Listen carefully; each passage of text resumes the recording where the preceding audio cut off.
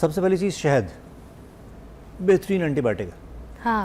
यानी अभी जो अहराम मिस्र में जो मम्मियाँ मिली हैं फ़िरौनों की, हाँ। उसके साथ शहद मौजूद है और उसकी क्वालिटी आज भी कॉम्प्रोमाइज़ नहीं हुई हुई। सदियों का किस्सा है, शहद ख़राब नहीं होता, आजकल की बात नहीं है। ठीक है, वो शहद ख़राब नहीं हुआ। हाँ। ठीक है, तो बेहतरीन एंटीबायोटिक है, मीठा होता है, खुशगवार होता है, शहद होना चाहिए। हाँ। बच्चे जो हैं वो आसानी से खा सकते हैं। उसका इस्तेमाल जो है वो उस तरफ लेके जाइए। सिर्फ हमें कोई चोट लग जाए ना, कोई कट लग जाता था तो अम्मी उसको शहद लगा देती, कमाल हीलर है। वो होठ पे दाना निकलता था ना, स्कूल जाते थे इतना बुरा लगता था, बुखार का जो दाना निकलता, अम्मी कहती थी शहद लगाओ। और स्किन सनबर्न हो जाती थी तो अम्मी कहती थी शहद लगाओ।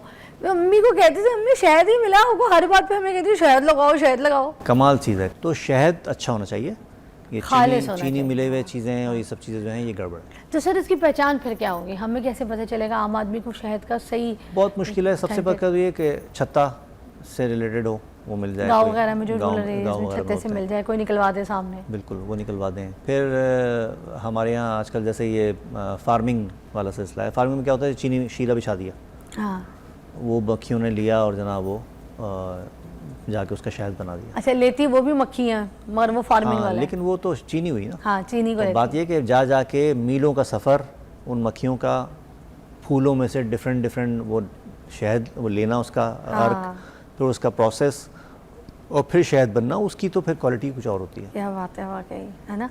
अच्छा, आज के यखनी, दूसरी चीज़ रह गई यखनी।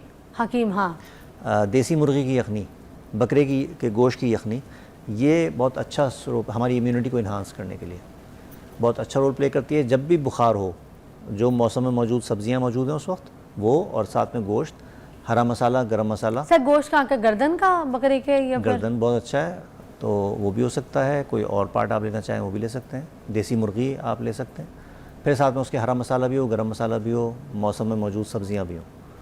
तो इससे क्या होता है, आपकी इम्यूनिटी जो है वो इन्हांस होती है। अच्छा, और ये जो हल्दी और ये जो अजवाइन होती है, इसमें भी है ना कि इसमें बड़ा हिफाजत होती है बुखार की?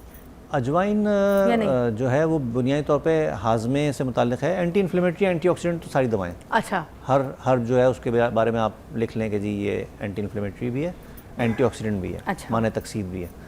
लेकिन कुछ चीज़ें उनकी अपनी इफादियत, उनकी अपनी वैल्यू है। अब अजवाइन जो है वो मैंने शायद आपसे लास्ट भी हमने जिक्र किया था कि जिन ख़वातीन में साइकिल के इशूज़ हो रहे होते हैं, कमी है, रुक गए हैं, कोई और मामला हैं, तो वहाँ हम अजवाइन और लौंग के कहवे पिलवाते हैं। तो इसका इस्तेमाल इस तरह फ्रीक्वेंट करना वो कभी कभी फिर गड़बड़ की तरफ ले आ सकता है। अच्छा, तो एहतियात के साथ। ये जो ऑथेंटिक हकीम होते हैं, इसको हम कैसे ढूंढें, आम आदमी जो है उनकी तरफ कैसे जाए? हर कोई जो मैं ये बताती हूँ आपको हकीम बना, फिर आम आदमी की तलाश कैसे हो सकती है सही हकीम? देखिए, कुछ आप अपने हकीमों को पढ़ाते हैं, कोई पहचाने बता दें हमें, उनके कान लंबे होते हैं, उनकी नाक छोटी होती है, क्या होता है? मामलात जो है ना वो जब आपका वास्ता पड़ता है, ये तो चीज़ें फिर सामने आती हैं। लेकिन हम एक क्राइटेरिया सेट कर सकते हैं कि जैसे कुछ इदारे हैं जो ये प्रोडक्शन करवा रहे हैं हुक्मा की, तो उसमें आपके यहाँ लाहौर में एक इदारा है, कराची में, या कराची या लाहौर में भी हमारे यहाँ उनके ऑफिस हैं। तो हमदर्द है, करशी है, जो है ये जो एक और है फैसलाबाद में अशरफ लेबॉर्ट्रीज़ है। तो और इस तरह के इदारे हैं जो करवा रहे हैं। और कुछ ऐसे लोग जो ख़ानदानी एक तसलसल चला रहा है, और वो पुराने पढ़े लिखे जो लोग हैं, जो डिप्लोमा हुआ करता था, उसमें भी बड़े काबिल लोग मौजूद हैं।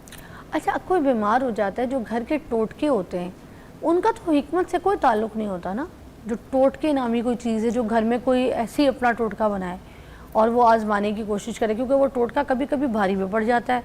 किसी इंसान को लूज मोशन वैसे ही लगे हुए हों, उसको बिल्कुल ही हालत है। देखिए, ये जो घर में तजर्बेकार नानियाँ, दादियाँ जो मामला देखकर कोई चीज़ डायग्नोस कर रही हैं ना, हाँ, और उसके बारे में कुछ बता रही हैं, वो उनका तजर्बा है, उस पर मुहित है वो चीज़ें, वो मशवरा, वो चीज़ें जो हैं वो उसके साथ लिंक है। हाँ। लेकिन ये जो है कि मैंने कोई सोशल मीडिया खोला और फ़लानी चीज़ सुन ली, ये कोविड के सना के पत्ते जो हैं वो पता नहीं कितने रुपए, सैकड़ों रुपए किलो पे पहुंच गए वो। सना मक्की का पत्ता कुछ नहीं करता था ना। हंजल जो है वो एक एक फ्रूट जो ऐसे हमारे यहाँ ऐसे बिखरा हुआ होता है, कोई पूछता भी नहीं उसको, एक एक फ्रूट जो है वो 500-500 रुपए का मिलने लगा सर कराची में। प्याज महंगे हो गए थे, सिर्फ इस भूल गए एक आप? इस वजह प्याज से। को भी तो कोरोना के लिए बड़ा अच्छा इस्तेमाल किया गया। बिल्कुल, प्याज इतना महंगा हो गया था प्याज, जैसे सोने कलौंजी के दाम। और बहुत सारी चीज़ें। तो ये वाले जो मामला थे ये गड़बड़ है। लेकिन वो जो है जो आपके घर में एक नानियाँ दादियाँ सब लेके और चीज़ें बता रही होती हैं, वो उनके तजर्बे की चीज़ें हैं, वो आजमूदा क्योंकि हैं। कोई उनको किसी हकीम से इफादा हासिल हुआ, उन्होंने आगे बच्चों को कर दी, तो वो एक घरेलू सा इलाज, एक घरेलू सा नुस्खा हो गया है ना। हाँ, मगर ये वाली चीज़ें कि उसको हम एक्सपेरिमेंटल किसी बच्चे पे कर दो, कंपेयर नहीं कर सकते सोशल मीडिया वाले कंटेंट। हाँ, जो हम यूट्यूब देख के निकाल रहे होते हैं ना, वो चीज़ें नहीं कंपेयर। अच्छा, हमारे वहाँ अमूमन जो बुज़ुर्ग हजरात होते हैं ना, जब बुजुर्गी की हालत में कोई चला जाए, 60-70 की एज में आ जाए, तो उनके जो मसल्स हैं ना वो बिल्कुल ऐसे अकड़ के हो जाते हैं, उनसे ताकत कोई नहीं होती, और मसल्स जो है पतले भी हो जाते हैं, ठीक है, ब्रेक हुए हुए। अब उनमें उनके मसल्स में ऐसा होता है कि ताकत नहीं होती कि वो कोई वेट नहीं उठा सकते। अब उनके मसल्स का कम होना सही है, ये कोई सार्कोपीनिया है, ये क्या है सर?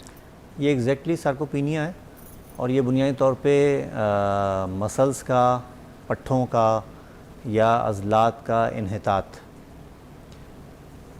क्या फ़ील होगा कि आपकी जो है वो अनड्यू थकावट, आप थके थके रहना शुरू हो गए, जो काम आप आज किया करते थे आप उसको कल पर टालना शुरू कर देंगे।